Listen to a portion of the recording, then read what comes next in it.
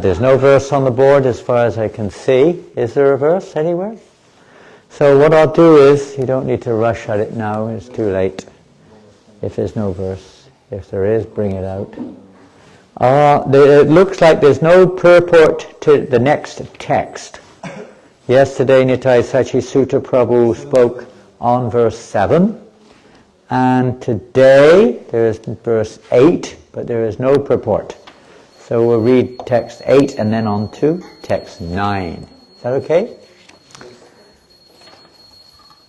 I'll just read text 8 through. Drishpa Yashoda Pramukha Brajastriya Utanike Karmani Yak Samagata Nandarayascha Darshana Kula Katang Swayang Vai Chakatang Vipagyagat.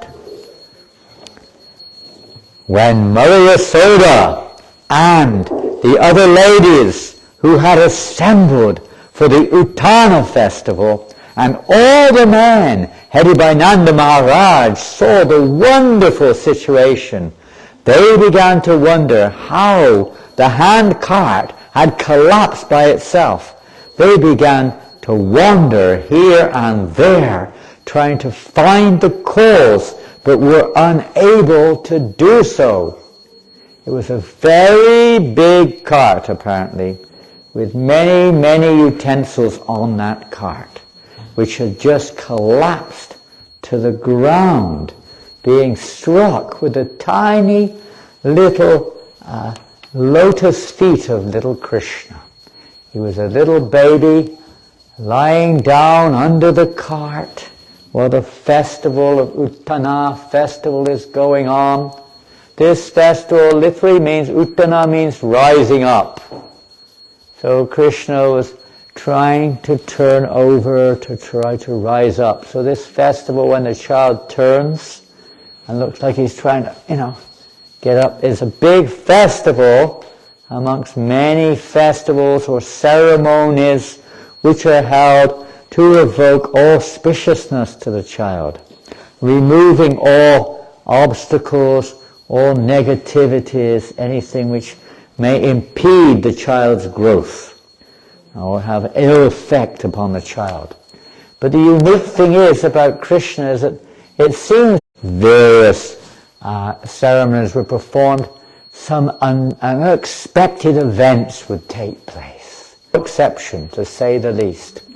Can you imagine you put your little baby to rest, to shelter him maybe from the sun or whatever, underneath a nice cart? Doesn't look like there's any problem. Sturdy cart, a very strong cart. And then all of a sudden, whilst other events are going on, crash. The cart crashes to the ground. Terrifying event. So we're going to text number 9. Uchurya vasita matin Gopan gopischa balakaha Udatanena padena Kshiptam metanna sangshayaha. The assembled cowherd men and ladies began to contemplate how this thing had happened. Is it the work of some demon or an evil planet? They asked. At that time, the small children present asserted that the cart had been kicked apart by the baby Krishna. As soon as the crying baby had kicked the cart's wheel, the cart had collapsed. There was no doubt about it. I think Silko useless and very loud.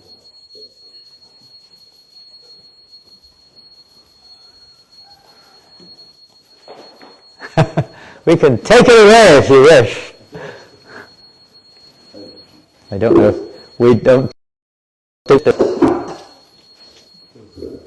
It's too high pitched. Can you turn it down, somebody? It's like It's like a razor, a sound razor.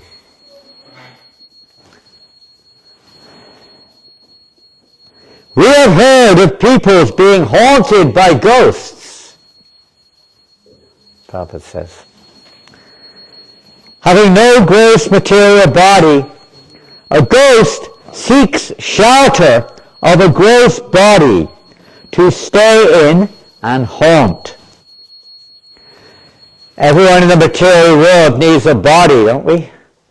Even in devotional service, it's hard. You imagine not having a physical body. Not so good, huh? Isn't it? Just your mind only. It's like a dream world, in a sense. Not easy. Everybody wants a body to try to fulfill one's desires, to try to enjoy the objects around you, to make relationships, isn't it? Otherwise it's just a mental desire, but there's no actual connection really. So ghosts, due to their bad karma, or let's say not ghosts, but living entities who, whatever in their human life, have behaved in such a way they don't deserve a gross body, may for some time be without one. And it's a fact.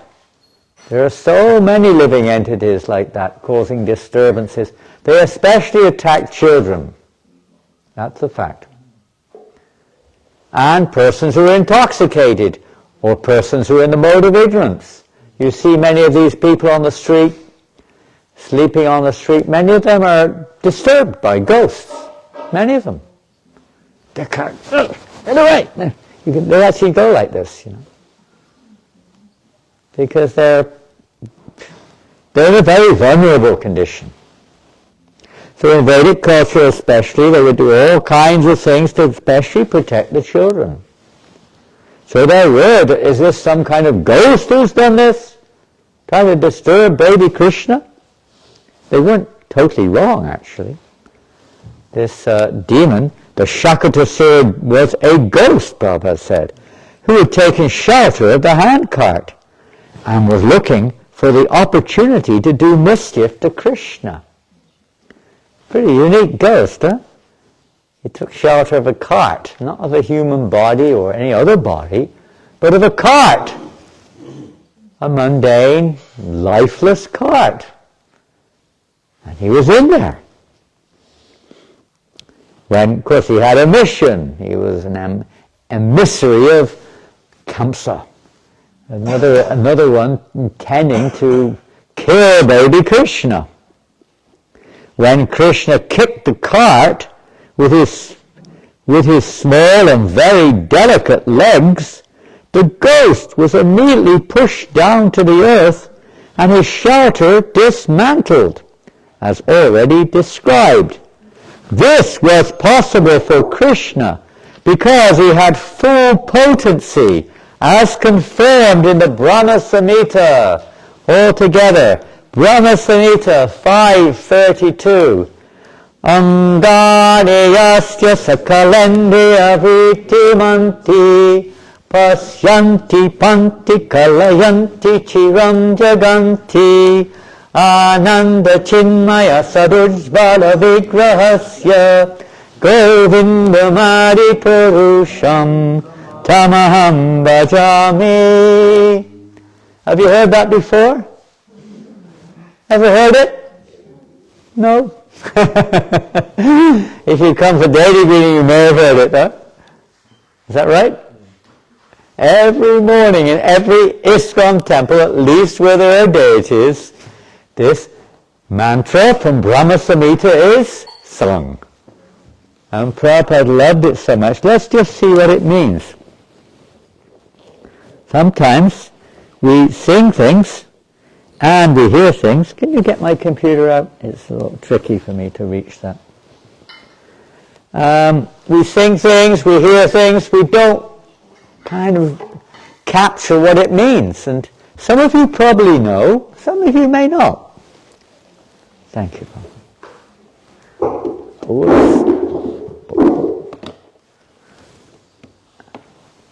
Well, I'm not going to ask anyone to directly give the translation because it's a little bit, you could say, complex. But the translation of that prayer of Lord Brahma is very beautiful. You might know the translation of the last line. Govindam Adipurusham Tamaham Bhajami. Govindam Adipurusham Tamaham Bhajami. What does that mean? I worship Govinda. Yes. I worship Govinda, the primeval Lord. Govindam Adipurusham Tamaham Bhajami. And what does the rest of this prayer mean? Who knows? I'll read it for you. Oh, if I can get the flowers off the book there. I worship Govinda, the primeval Lord, around whose neck is swinging a garland of flowers. I won't demonstrate it by swinging this one. Petals in every direction. The garlands which Krishna wears are eternal. They don't, what word to use? Disintegrate? I mean, that's not a very good word. They don't kind of fall. If he wants them to, they do.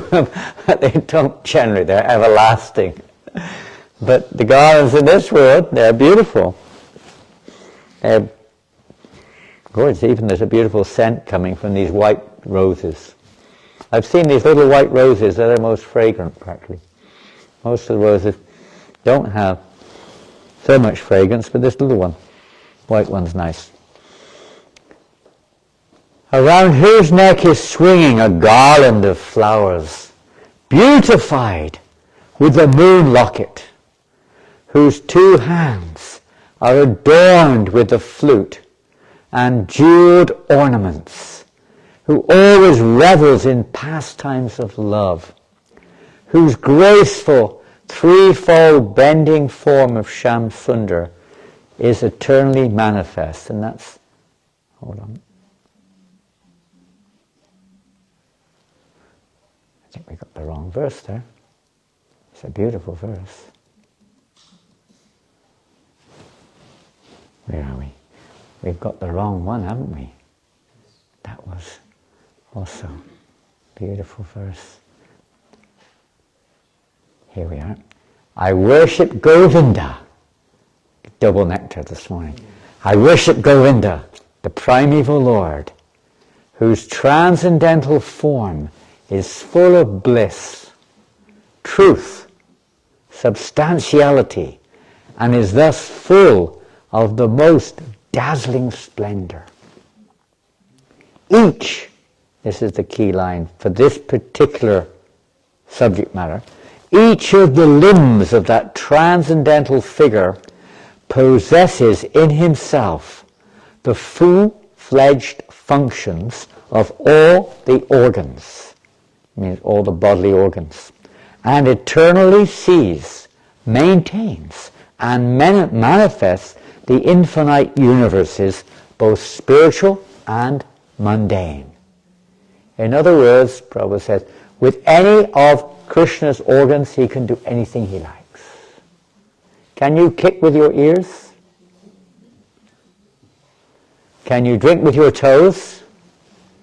Can you drink with your toes? No. Can you smell with your eyes? But Krishna can do what he likes. He's not limited. His body is Satchidananda. Prabhupada says here, Krishna's body is Satchidananda Vigraha, the form of eternity, bliss and knowledge. Or Ananda Chinmaya Rasa Vigraha. That is, any of the parts of his Ananda Chinmaya body can act for any other part. Such are the inconceivable potencies of the Supreme Personality of Godhead. The Supreme Lord does not need to acquire these potencies. He already has them. Not like the yogis who try to acquire mystic powers. Or in the material world we have to acquire various talents or various qualifications, try to become something. Krishna is eternally what he is. He doesn't have to go through a process to become what he is. The Supreme Lord does not need to acquire them. He already has them. Thus Krishna kicked his little legs and his whole purpose was fulfilled.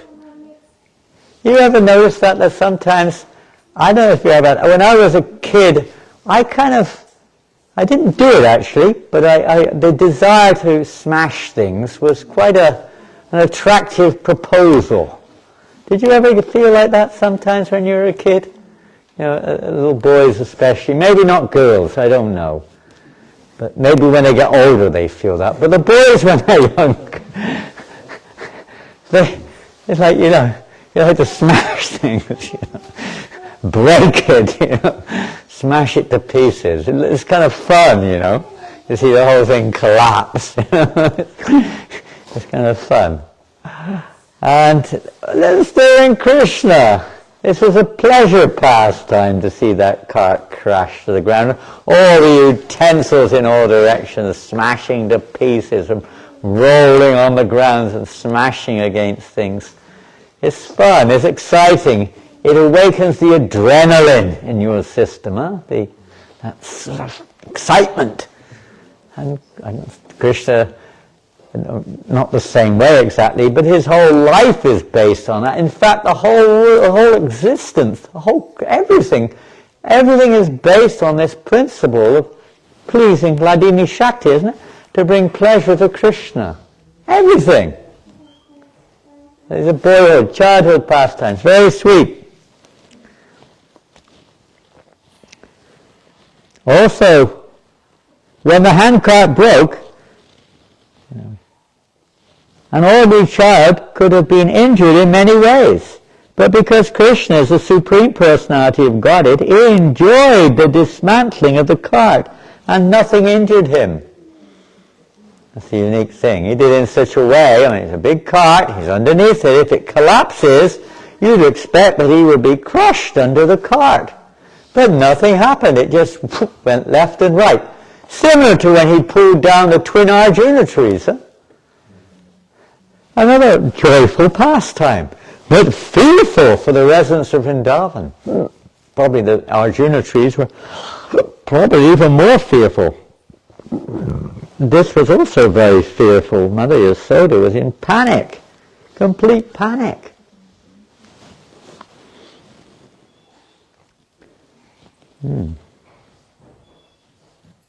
Everything done by him is Ananda Chinmaya Ras, full transcendental bliss. Thus Krishna factually enjoyed.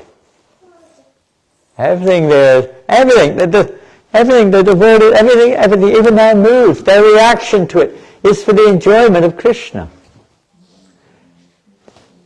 It's for the enjoyment of Krishna. If they thought, oh, he's God, so what? This is nothing, So what? He's God, he's not going to get injured. He can kick the universe to pieces. He's not going to... If they thought like that, what fun is there in the pastime? There's no fun. There's a fun there. They're all getting worked up and their emotions, everything. It's bringing pleasure to Krishna in one sense. The nearby children saw that actually Krishna had kicked the wheel of the cart. And this was how the accident happened. He kicked the wheel. By the arrangement of Yogamaya, all the gopis and gopas thought that the accident had taken place because of some bad planet or some ghost. But in fact, everything was done by Krishna and enjoyed by him. It wasn't Shakatasura exactly who caused the cart to collapse. Or he had that plan in a sense, but Krishna caused the cart to collapse. Those who enjoy the activities of Krishna are also on the platform of Ananda Chinmaya Ras.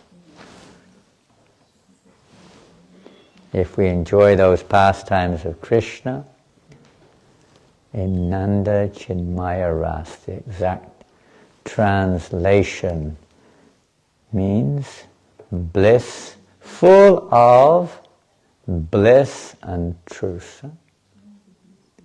The relationship which is... Someone's enjoying Ananda Shimaya Rasa over there. Full of bliss. Transcendental bliss. So the devotee can also enjoy. Prabhupada gives the example of a king. And when a king's servant, he also sees the nice performances. He also tastes the sweet, whatever the foodstuffs the king is enjoying, isn't it? He lives in the same place. He's enjoying the atmosphere.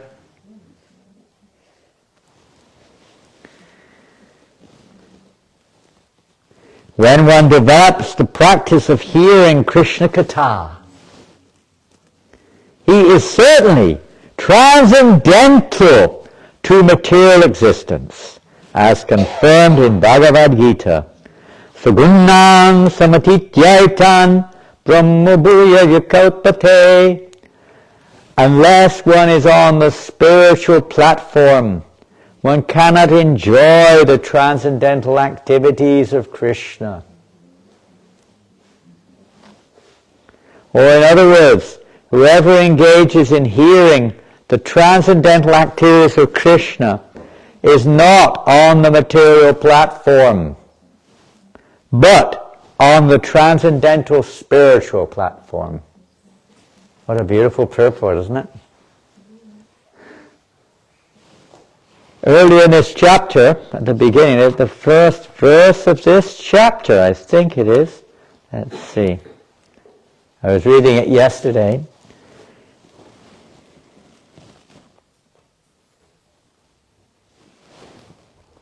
Maybe the second verse.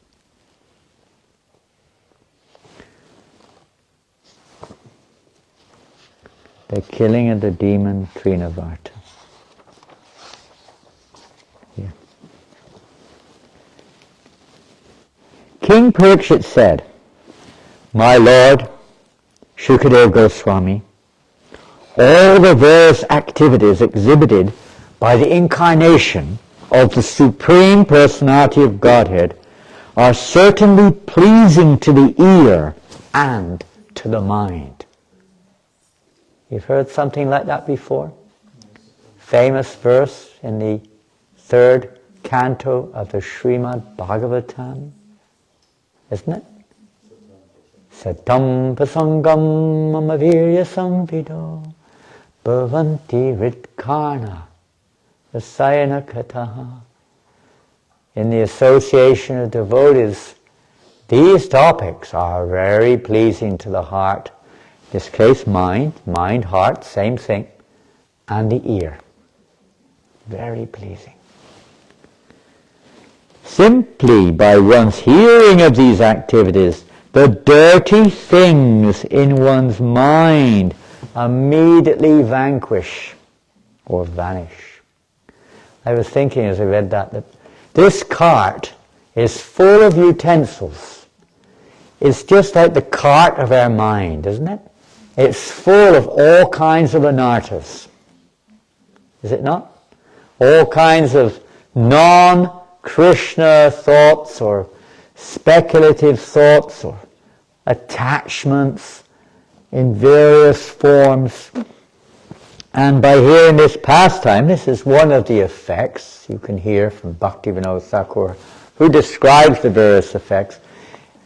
Hearing this pastime is the same principle that Krishna kicks with his kick. He kicks that wheel of the cart and all the utensils crash out. The cart crashes to the ground. Everything's smashed. So by hearing these pastimes, it said that all of these anarthas in our heart can be smashed. Isn't that nice? Maybe not. You didn't look very happy with that one, Gopaswami. Yes, you have to agree. Yes. What to do? It takes time and it takes quality, which we'll hear about in a minute. Generally we are reluctant to hear about the activities of the Lord. It's a very good way. When somebody comes with some issues,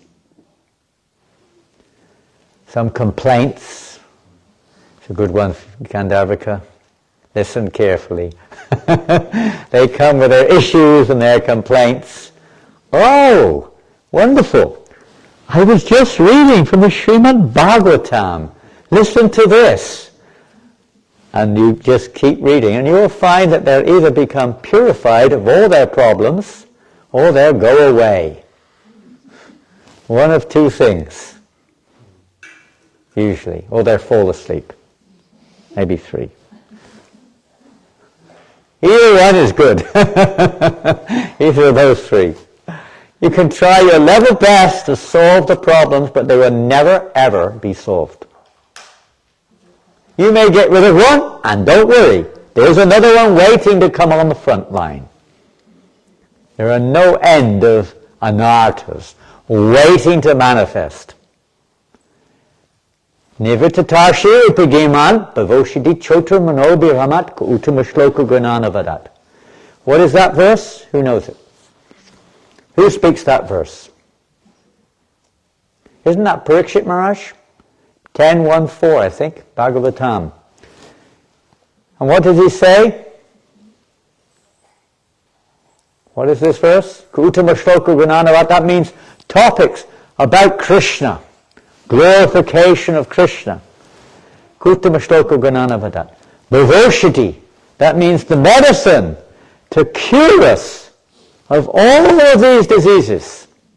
Mental diseases he's talking about here, which are based upon this false identity, based upon the fact that we think that we belong in this world, and I am this mind, and I am this body, etc., can be cured by Uttama shloka gunanavadat. But this message must be heard in the right way from the right person. And then it will have this effect. It removes all of the inebrieties, anartha pashamam sakshat bhakti yoga adhokshajay. They are all the so-called issues that we have nothing really to do with the soul at all. They're just things we picked up in our journey in this world, various kinds of, mental desires and attachments and concepts, which are keeping us bound up in this world. They have nothing really to do with the soul. The soul is a witness to all of this. The soul can be released from this, you could say, tabernacle, if you know that word. This kind of prison house. Can be released by hearing and chanting about Krishna. It's such a nice process.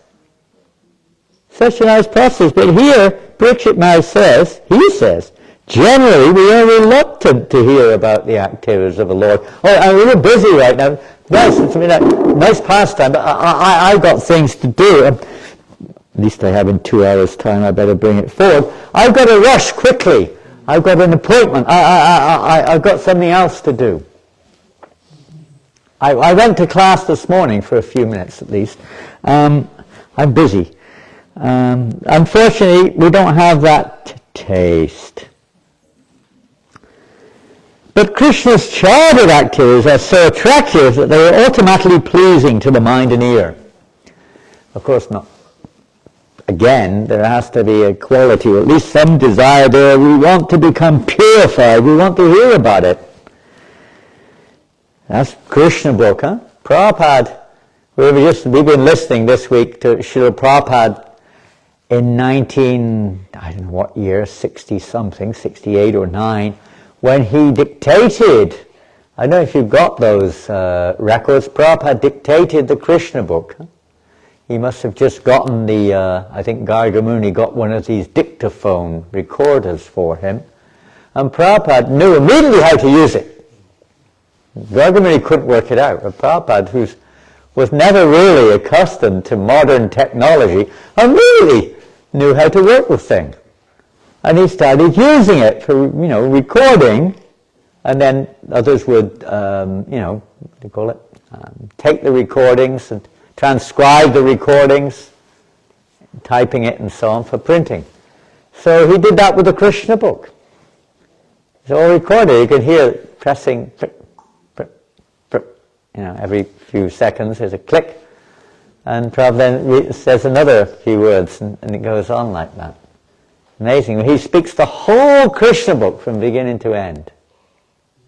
It's on tape. Really sweet. And then it's transcribed and, obviously edited somewhat because of the English grammar and what have you.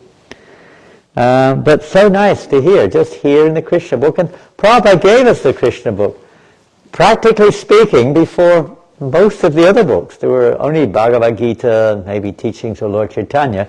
Then we got a Krishna book. Huh? That was about it. It was amazing. And that's what we had.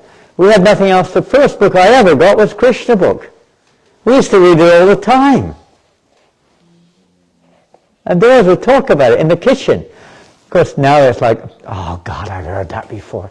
If someone comes in the kitchen and says, Prabhu, I just read about Krishna killing the Shakatasura demon. Have you heard this pastime? Prabhu, can't you talk about something else? I heard that years ago. It's like, that means we've never heard it. Actually, we've never really heard it. There's a quality in hearing. It's another topic. Thus, one's attachment for hearing about material things, which is the root cause of material existence. Listen to that one.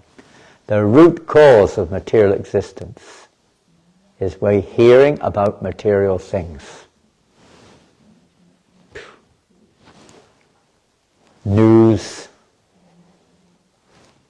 all the stuff you read on Facebook, WhatsApp, I don't know, whatever else it is. Here, there, and everywhere. Material things. Even when devotees get together, we often talk about material things. My body, my mind, the world around us, this devotee, that devotee. It's kind of very indirectly related, but it's not really purifying.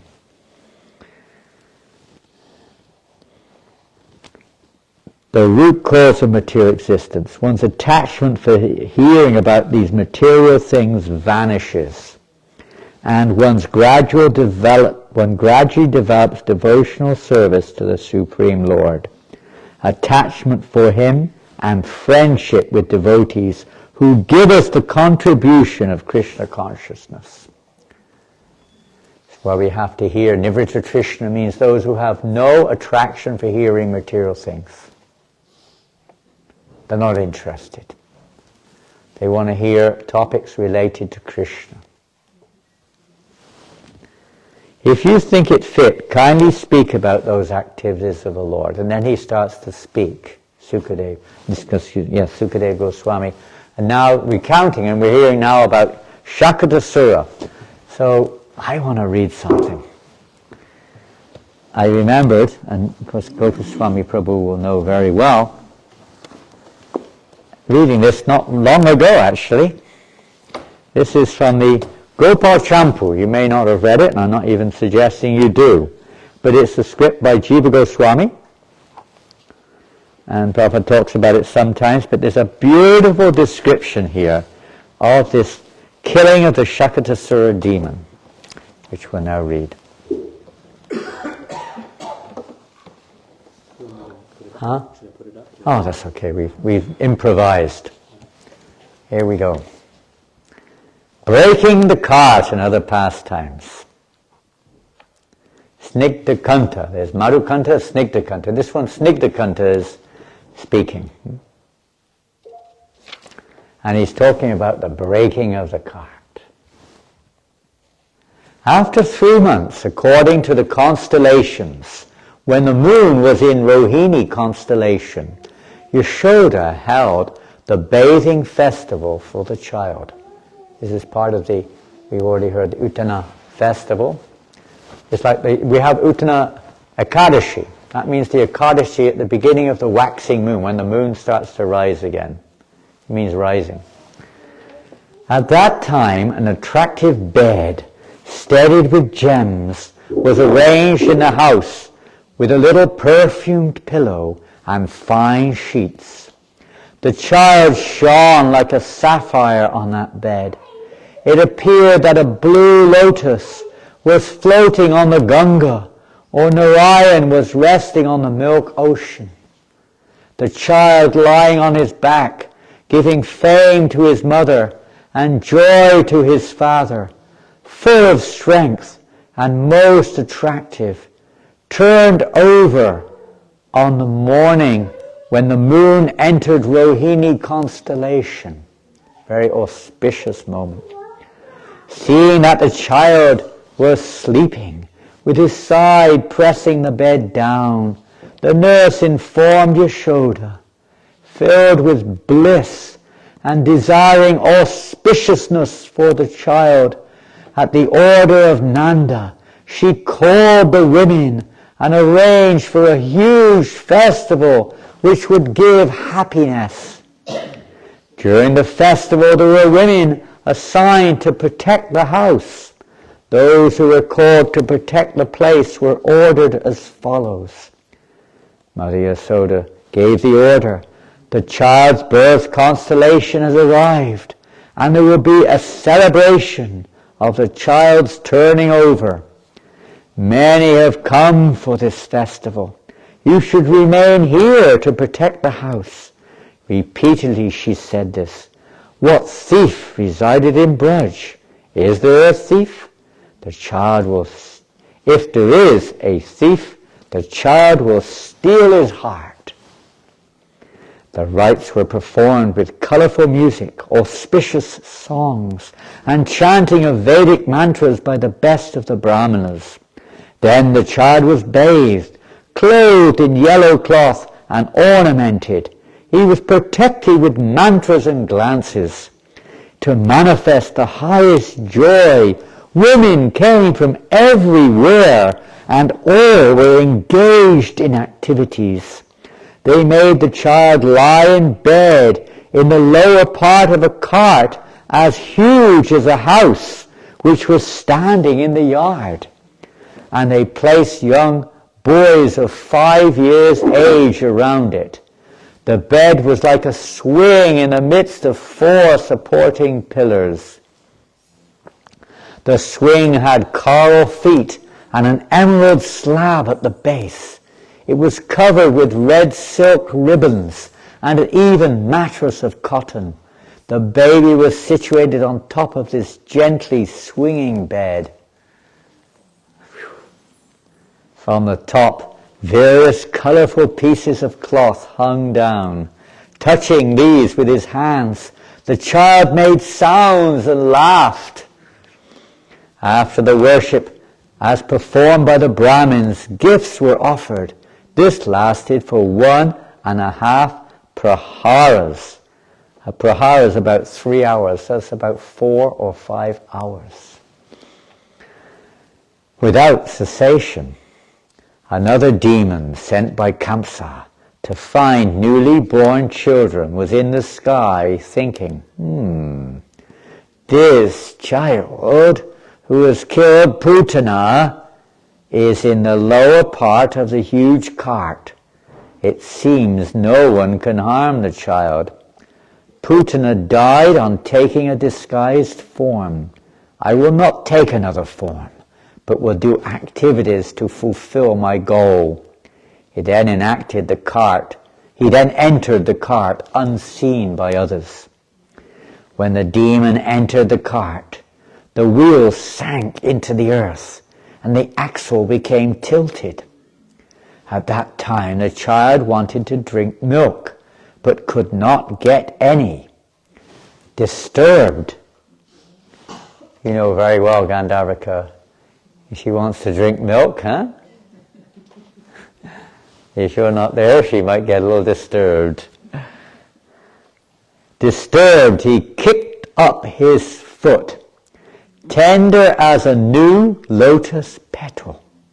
In doing this, the cart, without wings, flew up in the air like a demon bird.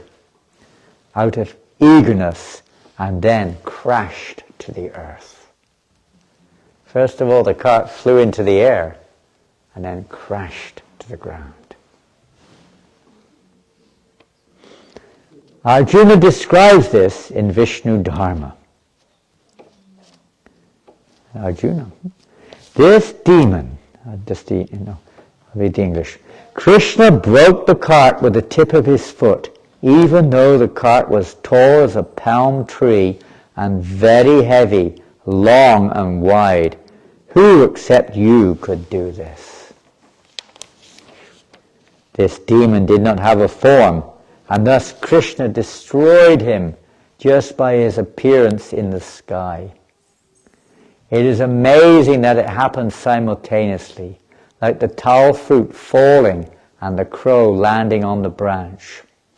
Krishna, absorbed in this demon, is known as Shakatasura Bhanjana in the 108 names of Krishna mentioned in the Brahmanda Purana. At this time, the Devatas spoke about Krishna in poetic language. The cart was standing in one part of my house. You entered this cart, and because of the cart you went upwards. I cried incessantly. If you died, it is not my fault. Krishna. When the cart made groaning noises, people in fear ran in all directions, saying, "What is that?" When the cart fell and they saw the child, they became completely bewildered and wept. Out of control, Yasoda, ignoring the onlookers like a woman possessed, quickly grabbed the child. When her limbs became afflicted with trembling, many women quickly came and held her up. When the cart fell, there was a rumbling sound like clouds. What is that? What is making that sound? It is the cart. What happened to that cart? It turned over. How? Suddenly it happened. Was that good? It was the mercy of Vasudeva. With such discussion, the leaders of Braj entered the area and saw the broken cart. Biting their lips, they stood there in astonishment for some time. Seeing Nanda quickly coming from outside to the inner area, all came and stood on both sides at a distance, giving him a place to proceed. Understanding what happened with the cart from the shouting of the people, he touched the child held by his mother to his forehead and gazed at his limbs. They became peaceful, then asked the boys who were around the cart. They pointed their forefingers at one boy. That boy spoke when the others stopped speaking. Stuttering, the boy spoke, "Hear from me. When he raised his foot and touched the cart went upwards like a bird." All the other boys, imitating him, began to laugh. The affectionate elders then dismissed the talk of the boys, but they had some doubt because they knew that Putana had been killed. After creating auspiciousness for the child, by invoking good fortune, bathing the child, satisfying the Brahmanas, and getting the blessings of all present, Nanda returned the child to Yasoda's lap. Busy with caring for the child, she placed him on a bed in the middle of the house. The people then restored the huge cart to its previous position. Quite a nice extended discussion or account of this wonderful transcendental pastime of the Lord. All of his pastimes are, we're just getting a little touch, a little tiny flicker of the pastime in the Krishna book. The Bhagavatam, it's a little summary of that glorious pastime of Krishna killing the Shakatasura demon.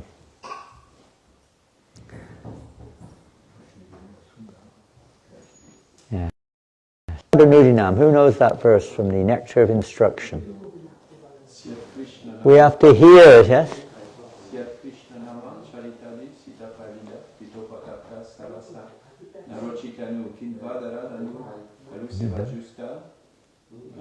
Forgot the last line. I don't know, I can't remember it either. Yeah. What is the meaning? It means that Krishna's name, form, pastimes, they're all sweet like sugar candy. Sweet like sugar candy. But because we have jaundice of ignorance, they're sweet, they taste bitter. Because we're in a diseased condition of life, they taste bitter. But how wonderful that just by listening, eating carefully, attentively every day, this disease is uprooted completely. Uprooted, removed at the root. Yeah, Uprooted. And then we get the testimony. Yeah. What a beautiful Rupa Goswami, huh? But the quality is there. Kinvadu nudinam. It has to be very careful. We are very careful. And not just every day. Actually, it means always. Prabhupada, regularly. Like we hear regularly the Srimad Bhagavatam. Who knows that verse? Nashta. Bhadreshu nityam bhagavata sevaya. Bhagavati, Uttama Shloki, same word, Uttama Shloki. Bhakti Bhavati, Naishtaki. What happens? What is that verse? What's the meaning?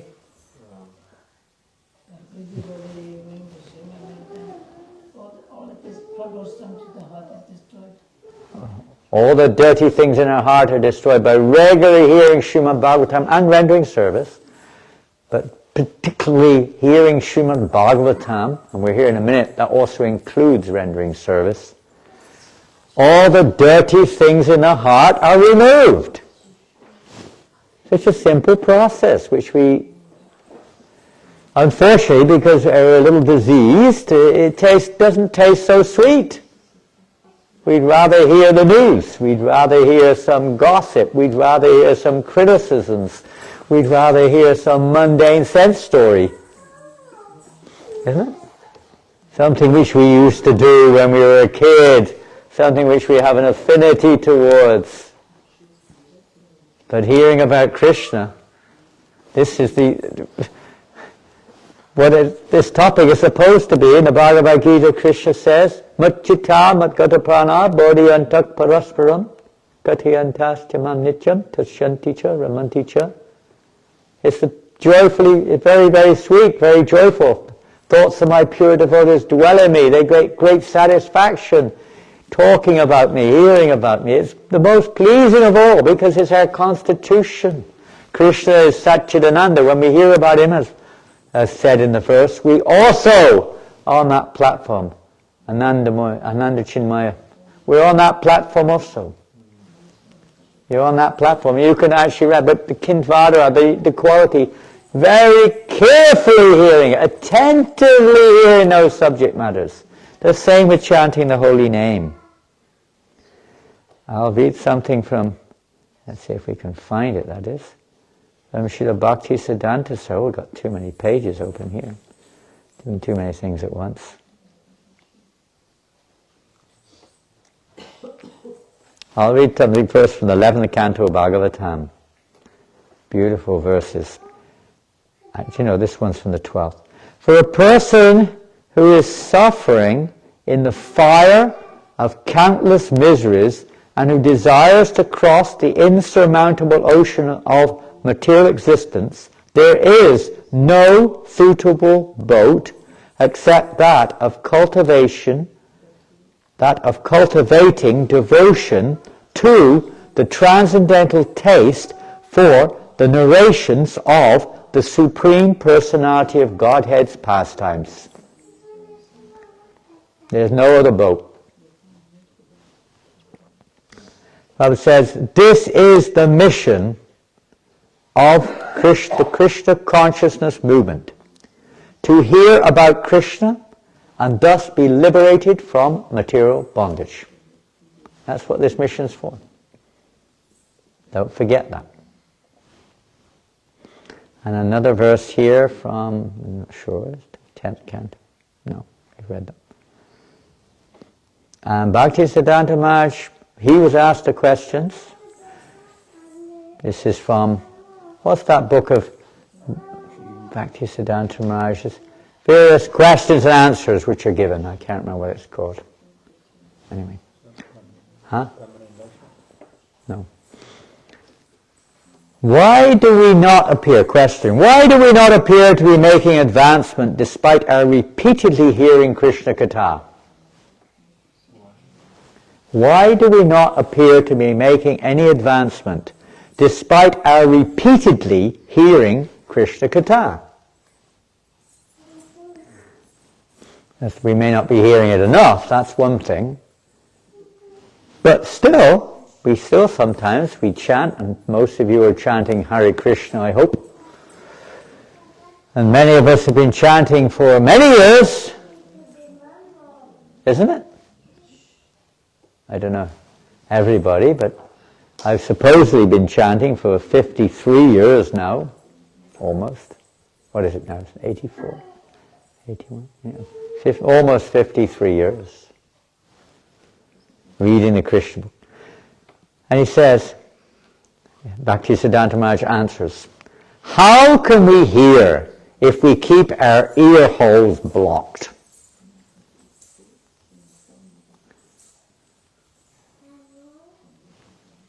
Inattentive hearing yields no result.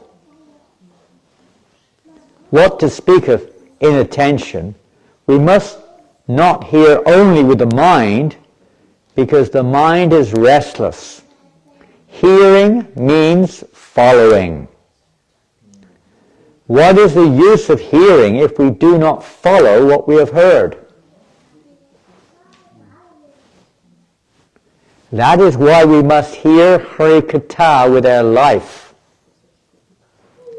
It's our life. It's not just something we hear and repeat. It's our very existence. Our life is based upon it. Then we will attain auspiciousness. There are many similar questions. Here's another one. How is it possible to hear Hari Katha in the association of devotees if we live far? I was hoping some of the Leicester devotees would be with us, but it looks like none of them are here. Only the brother of one of them and the father of one of them, who appears to be a little tired. Rambhadra, been working too hard again. Oh, don't worry, breakfast in a couple of minutes, don't worry. We're almost finished. I'll finish here because we have a program to get into. So, we live a long way away. I mean, even if we live at New Mayapur, we might not come to our Bhagavatam class once a year. I've seen this as a common denominator in many communities. I know one community, I won't mention which one. You'll find that the devotees living on that community, maybe one out of 10 comes to the morning program. I'm not talking of New Mayapur. We could be a lot better, I must say.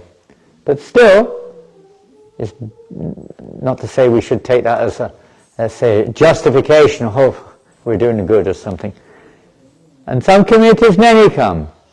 But in many of these communities where devotees are living on the property, very few devotees come. They don't hear a single class, week in, week out. Maybe they listen online to something, but half the time you're not listening, you're doing something else. But listening in the association, satam prasangam mame vido. To hear in the association, oh, we have a Leicester devotee here. I didn't see you hiding behind the back there. Haribo. Renu. There's one family here. Brother, sister, dad. Where's Mum? In Paris. Is she? I thought she would be in Paris. She doesn't go anywhere else. She doesn't go out much, huh? Worshipping the deities? Yes, otherwise you have to bring a whole... You have to bring the whole house down here. The house is a temple. It's a complete temple. Beautiful deities. So he said, Bhaktisiddhanta Maharaj said, if you live outside, this is what you do. And some more are arriving. I don't know where they're coming from. Looks like a brahmachari is on the scene, is it? It's a brahmachari. What are you doing here? What are you doing here? Huh? What are you doing here? Come on in. We're just finishing. You're just in time. Prasadam will be soon, don't worry. He said, Bhaktisiddhanta Maharaj said, there is always discussion of Hari Katha in our Mass. Always discussion of Hari Katha in our Mass. And the residents there are also engaged in Lord Hari's service. It is our duty to associate in all respects with devotees for whom the Lord's service is their life and soul. That place where there is no Krishna Katha is extremely unfavorable for bhakti, even if it is filled with relatives and items for comfortable living. I simply think of Mahaprabhu's mercy when I see the devotees in the Mass continually discussing Hari Katha and being eager to serve the Lord at all times.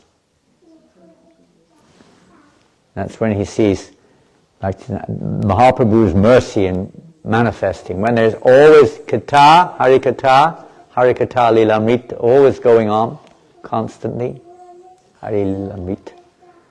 And eagerness to serve. This is a symptom of Mahaprabhu's mercy. And he's very happy to see that.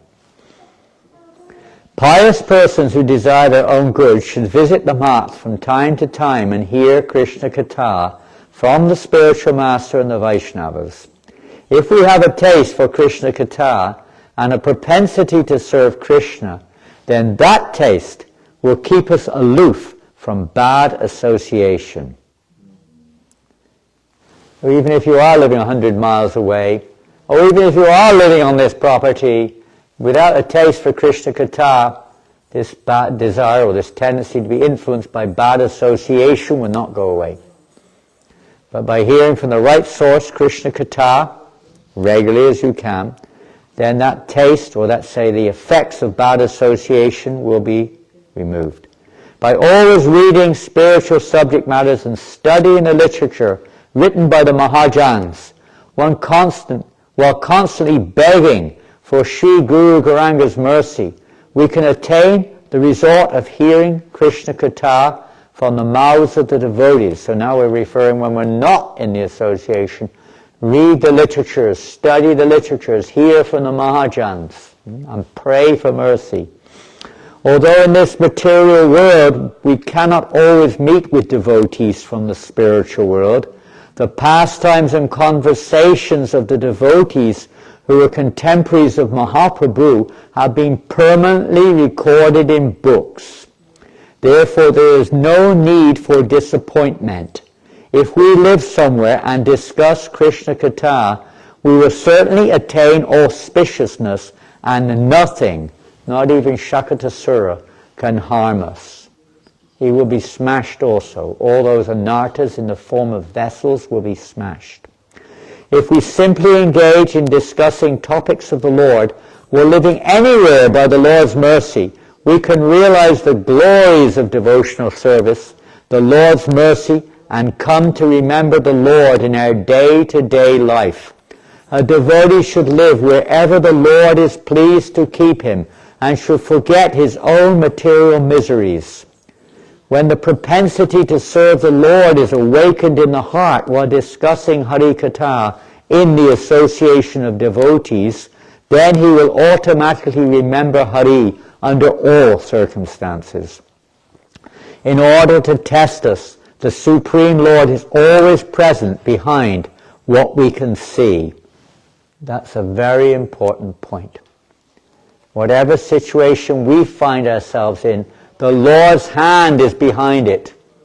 It is just meant for the purpose of the Lord to bring us back to Him, directly, indirectly, but we don't see it like that. We see it as a disturbance. If we see the Lord's mercy behind each and every incident, we will no longer feel distress. Such an important verse, a line rather. The material world, material existence, is the place where we are tested. If we wish to pass the test, we must hear Krishna Katha from the pure devotees. Even though at present we may not always have the opportunity to hear Hari Katha in the association of devotees, if we continuously hear it in the form of discussing Vaishnava literature, we will not feel the absence of Vaishnava association. The Lord's devotees always see the Lord everywhere, whereas those who are envious of him do not even believe in his existence. Being situated in a marginal position, sometimes we display a taste for serving Hari, and at the next moment we become busy with sense gratification. If we simply develop a strong desire to become intoxicated by serving Hari, our propensity for material enjoyment will be vanquished. Material enjoyment includes both temporary happiness and distress. But service to Hari pleases Lord Hari. We should always remain eager to please the Lord. Srila Prabhupada ki jai. Food for thought, and now maybe food for the stomach. Prasadam. So anyway, that's some subject matter which develops from today's purport, to hear Harikatha regularly, and the result of that is we should be developing an enthusiasm to render service incessantly, none without any condition, pure devotion, because that's what we are. That's what we are, spirit souls. The nature of the spirit souls, Jive Srubhai Nichara Krishna Das, to always serve Krishna eternally, which means to bring Krishna pleasure. Hearing Harikatha is service. I think Gaur Govinda Maharaj, you can practically see Gaur Govinda Maharaj saying these same words, isn't it? Gopaswami Prabhu, I don't know if you ever listened to him much, but he would speak just like, this is Bhakti Siddhanta Maharaj, we speak just like that, practically speaking. They need to hear Harikatha. But, as said here, it means we have to follow it, which means we have to serve. Not that, oh, I'm just hearing, I don't serve. That means we're not hearing. We're not hearing. We hear, we'll be absolutely eager to serve. And as we serve, we want to hear. And that hearing will want us to serve more. It goes on and on like this. And all the material hang-ups disappear into the background. We get so caught up. That's life. But gradually, transformation. So Prabhupada said that's the sign of a guru, isn't it? They're mad to hear about Krishna. They're mad for Krishna. They always want to hear about Krishna. You notice in the material world, when there's something which attracts us, we're mad to hear about it, isn't it? Some old habit. You've got to work hard to keep your mind away from it, practically. What to speak if someone's talking about me? You're very keen to hear about what they're saying, isn't it? We had that same attraction. Prabhupada uses a businessman as an example. They're so eager to hear about the stocks and shares. They're so eager to hear about the business market. They live for it. You can't get their attention. They're just tuned in. We should also have that eagerness to hear about Krishna. Perhaps we could do a little bit better than we're doing. Srila Prabhupada, yes, Sita Priya, Hare Krishna. Also, how you explain this, when the devotees made some sense for Krishna, even if they are engaged in serving him, like Yashoda, they are do everything for him, go to see the Brahmanas, give the gift. She is in the feast, she is in the prepare everything, and also for this Damodar Lil, she went to take care of the milk. It's for him, but still, what to explain is Krishna wants you think about him. He wants to take the attention for him only. Yeah, he's very selfish, isn't he? Yeah. What about me? What about me? It's all for him. Well, he is God. I guess if you're God, you have a justification to be selfish. He is everything in that sense. But at the same time, those devotees you mentioned, even in your own life, or in our own lives, you take the example of a mother. You see that with your daughter or granddaughter. You see how much, when that child, if your granddaughter has a problem, what do you feel? How do you feel? You want to do everything for that granddaughter, right? Yeah. You would do anything. You would run around like crazy. What to speak of the mother? And this is like a reflection in this world, but it's much deeper. Your attachment, your determination to protect that child, to serve that child, to help that child increases unendingly. And Krishna, so naturally, there's a bondage of love starts to develop. It's reciprocal. You can't experience it unless you experience it. From the externals, you can't say why someone loves somebody. What are you getting out of that? Isn't it? Yeah.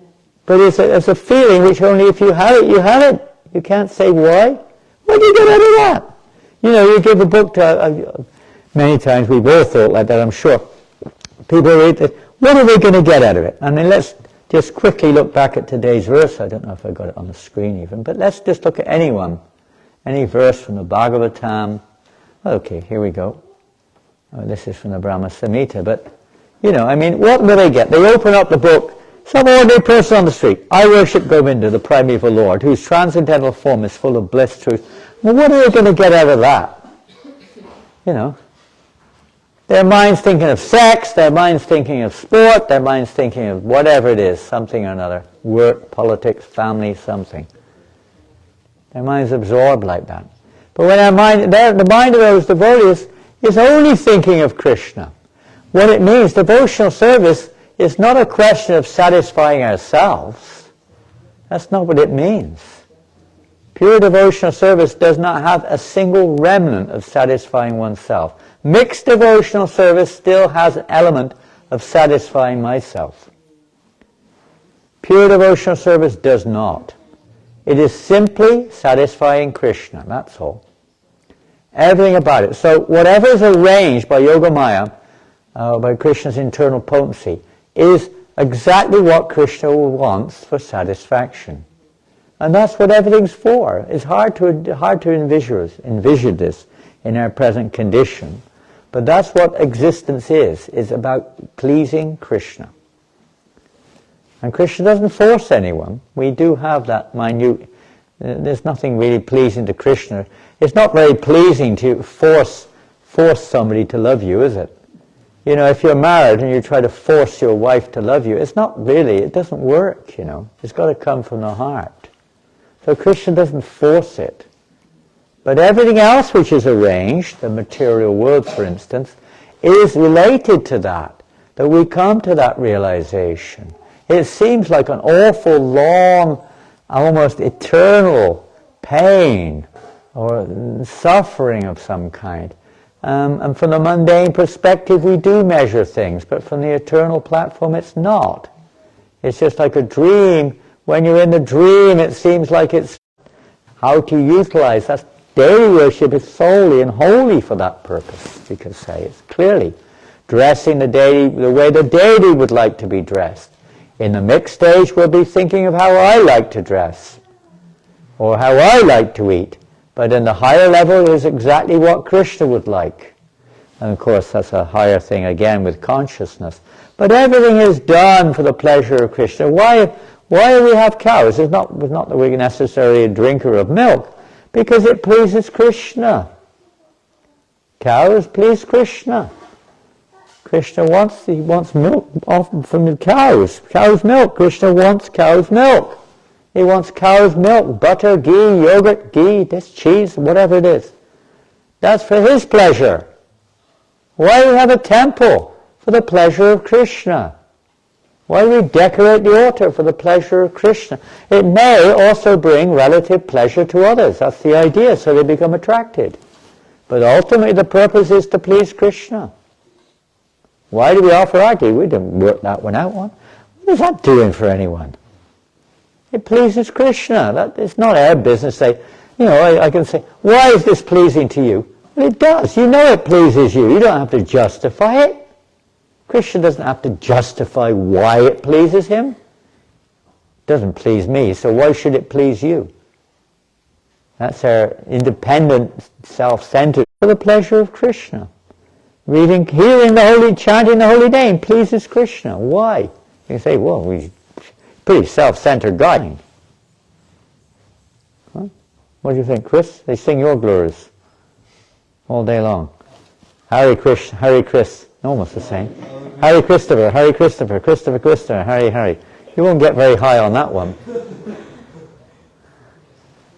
We might think, well, they should glorify me. As you like. Hare Krishna, it's getting late, we've got to finish, I've got to go. We've got to go for a wedding. It starts in 10 minutes' time. I haven't got to go, but you've got to go. Is it? No, I don't know. Some of you have to go. Hare Krishna, Hare Krishna. The ghosts, they have the power to kill a human being? To the ghost, well, in this case, he would have crashed on top of him through the cart. He occupied the cart. Into themselves. But no more ghosts. I think what they do is that they use other forms in order to do that. They take forms in order to kill somebody. Yeah. Otherwise they torment you to death. They drive you to death. Huh? They use the body of someone else. Someone else, yeah. They can occupy your body, by the way, and that way they can do it. They can't in of themselves, but they have to take a body to fulfill their desires, if that's their desire. That may not be their desire. Usually their desire is simply to enjoy your body. That's all. They want to enjoy through your body. But he made him crash in a way he didn't expect. Premature crash. Kicked him in the air and then he crashed down to the sides. Hare Krishna. Jai! Maharaj, are we going to, like, it looks like we need to be forced a little bit because we don't have a tendency to go to Krishna or to want to practice. We always tend to have other desires. Distractions. So it looks like we need to be forced a little bit because otherwise how are we going to achieve it? Yeah. A pushing movement, there has to be a little push. But the problem is, especially we see that, depends who's pushing as well. It depends a lot who's pushing and how they're pushing. We don't like to be pushed very much. But pushed, if we can feel the pushes with love. But if the push is with we feel something else, then we may not like to be pushed. And we see that the tendency is also, especially now, people are not used to being pushed. We're rather a pampered society now. There's not much rules and regulations in society, not much discipline, not much respect. People are not used to being, pushed like that. Make your own mind up. Do your own thing. I'm accustomed to this so much. You've got to be careful pushing people in this day and age too. They might take you to court for trying to push them, It's a fact. Even parents have to be careful. What to speak of others, It's a very unique time which we're in, But what does it do? It inspires us that we really have to get above the bodily platform and not just push others because it said you should be pushed. You should do this because it says you should do this.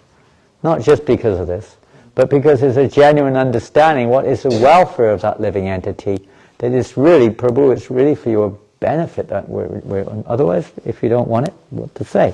But that's the only motive. It's not just to make you do it because you sort of like, to say, mechanically you're supposed to do that. Get up, Prabhu! Get up! 4 o'clock, get up! If you don't get up, I'm going to pour a bucket of water on your head. Prabhupada said everyone who should get up for Mangalati. If you don't get up, you're an animal. Get out! If you don't get up, get out. Get up or get out, one or the other. Sometimes it's a bit like that, I don't think it's like that here in New Mayapur. I've not seen that, but it was like that in some cases. A young Brajbasi was at the Gurukul in Vrindavan, and the master, because he was reluctant to go to Mangalati, so the master, he threw a bucket of cold water. Yeah. When Prabhupada learned of that, he was really, and the boy ran away to his parents. Yeah. No, that used to happen. I've seen that happen in the Brahmacharya ashram in England. They used to do that. Get up or get, if you're not going to get up to take a bath, I'm going to give you one right now. Boom. Splat. And then sometimes the devotee will get up and punch you in the face, and then a whole battle takes place. Wrong! Nice way to start the day. Bang, bang, don't get ideas. Srila Prabhupada ki jai. Yeah, we do need a little pushing, but that comes from hearing also. When we hear, we have to push ourselves as well. When you hear, it reminds us of what we're here for and what we really want to reach and how to reach it. We're not just here because we're here to have a comfortable lifestyle, which doesn't exist, by the way.